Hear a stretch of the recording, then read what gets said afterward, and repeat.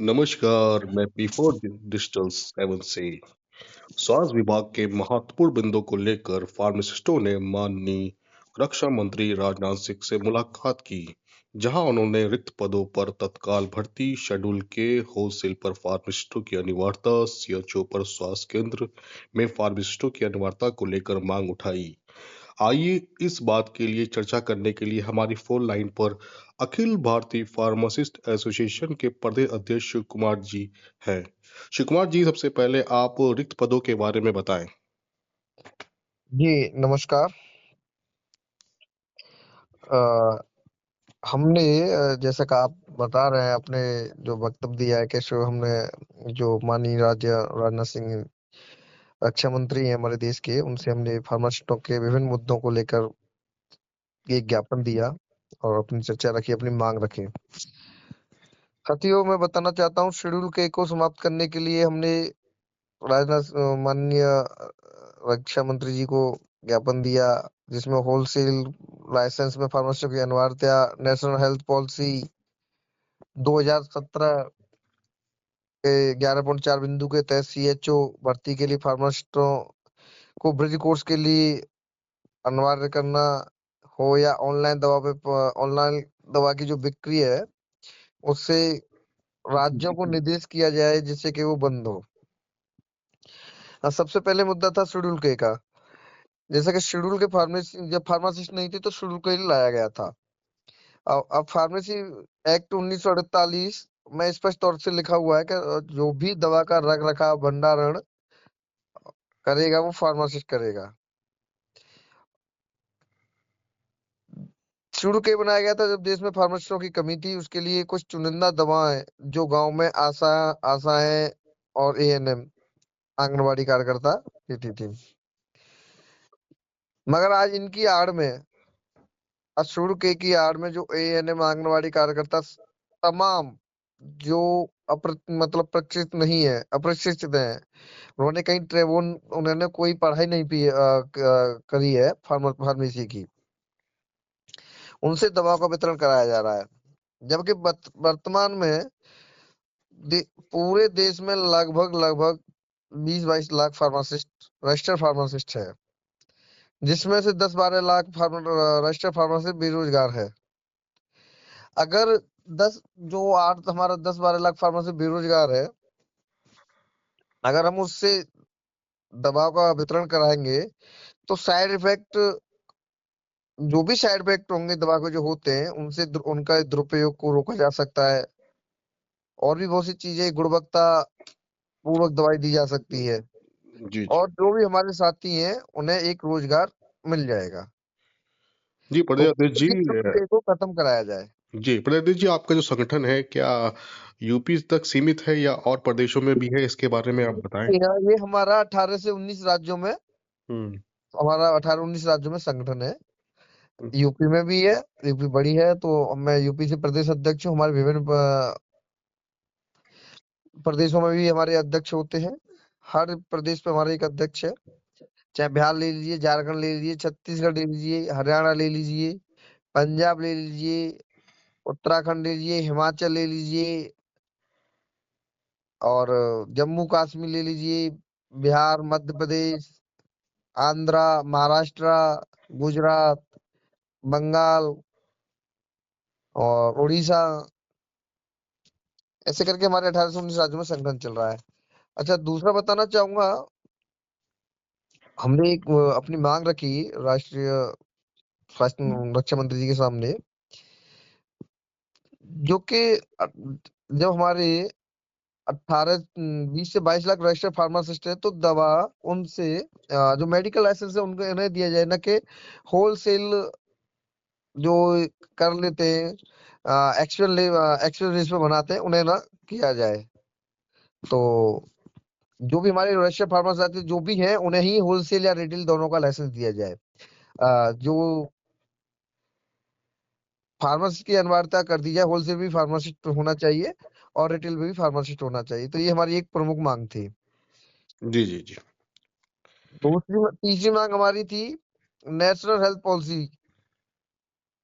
2017 में एक national health policy आई थी, सरकार लेके आई थी, केंद्र सरकार लेके आई थी।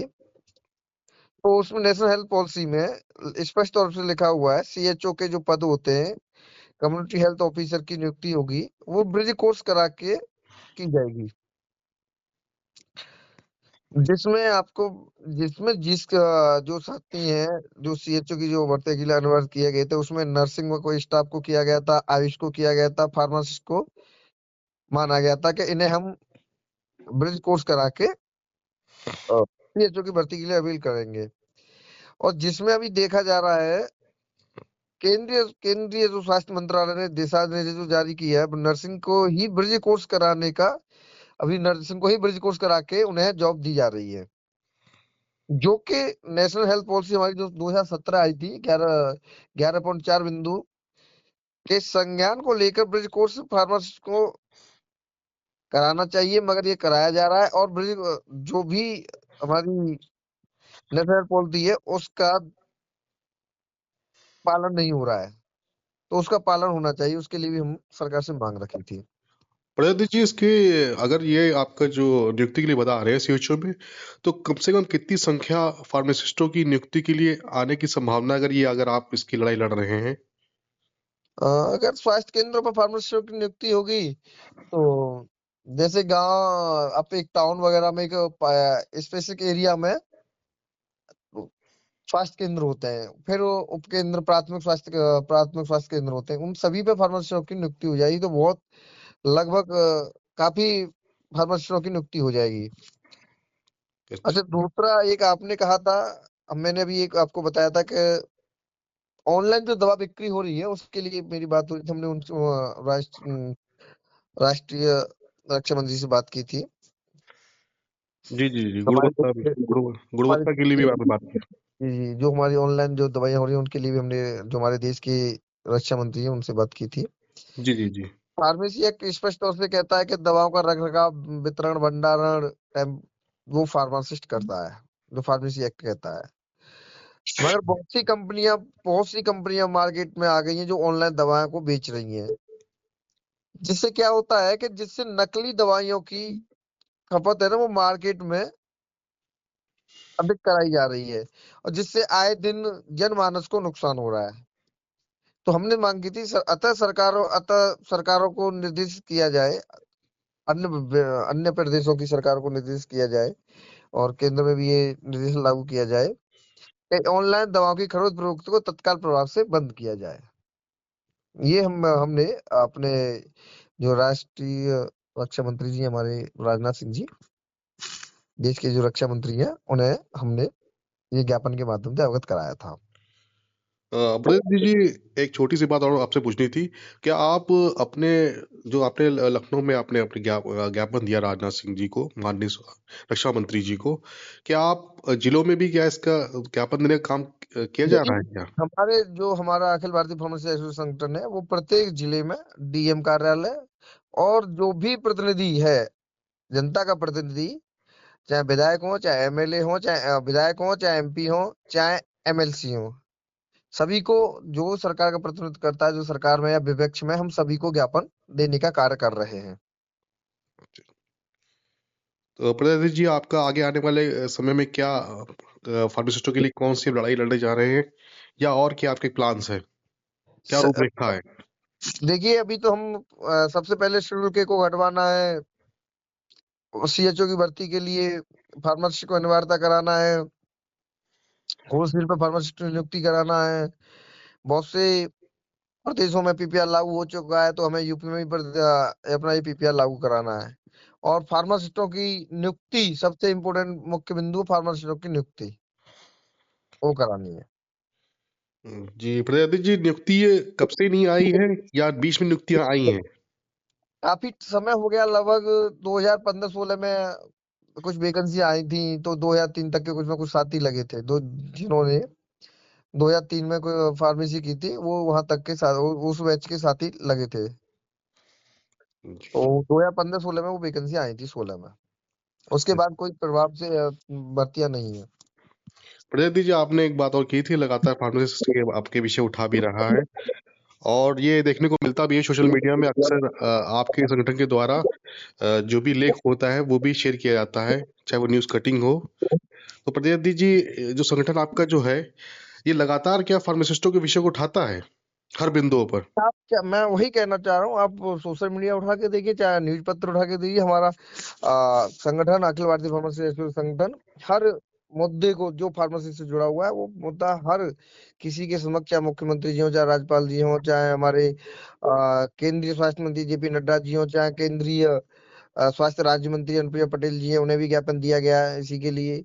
अभी इसी कड़ी में हमने अपने स्वास्थ्य सॉरी रक्षा मंत्री जी राजनाथ, माननीय राजा राजनाथ सिंह जी को भी ये ज्ञापन दिया है। तो संगठन हमारा अखिल भारतीय फार्मेसी एसोसिएशन निरंतर फार्मासिस्टों के लिए, संवर्ग के लिए कार्य कर रहा है। प्रदीप जी, छोटी सी बात और है, क्या फार्मासिस्टों की जिस तरह से आप बता रहे हैं, अपने 5-6 बिंदु बता रहे हैं, क्या उसका अगर पालन होता है तो क्या इससे स्वास्थ्य सेवाएं डगर पे आ सकती है क्या, या एक तरह से बिल्कुल स्वास्थ्य सेवाएं जो है हमारी सुधर सकती है क्या इससे? मैं वही कह रहा हूँ, बिल्कुल आ सकती हैं, क्यों नहीं आएंगी। अभी एक गांव में झोला छाप डॉक्टर बांट रहा है दवा, उसे पता नहीं है, वो कहीं नहीं है, कहीं बैठ गया कोई गांव में, वैसे ही हो गया। जब शुल्क के खत्म हो जाएगा तो आशा वगैरह होंगी, तो सारा आशा है, और जो जो भी दवा, गलत दवा का वितरण कर रही है, वो सब बंद हो जाएगा। आम जन मानस को भी शुल्क से बहुत लाभ होगा। तो और जो दूर दराज के क्षेत्र होते हैं, जहाँ पे डॉक्टरों की बहुत कमियां है, हमारे आप भी समझ रहे हो कि डॉक्टरों की बहुत कमियां है, तो वो फार्मासिस्ट का उनके साथ कंधे से कंधा मिला के चलेगा, तो और बहुत से लोगों को आसानी होगी, आम जनमानस को बहुत फायदा मिलेगा। जी जी। सरकार से भी मांगे, और वो है कि अधिक से अधिक संख्या में शुल्क जल्दी से जल्दी शुल्क को खत्म किया जाए, फार्मासिस्टों की भर्ती निकाली जाए, जी जी। और होलसेल और पे भी फार्मासिस्ट की नियुक्ति की जानी चाहिए। जी जी जी। तो प्रेरित जी, बहुत बहुत धन्यवाद, आप हमसे जुड़े।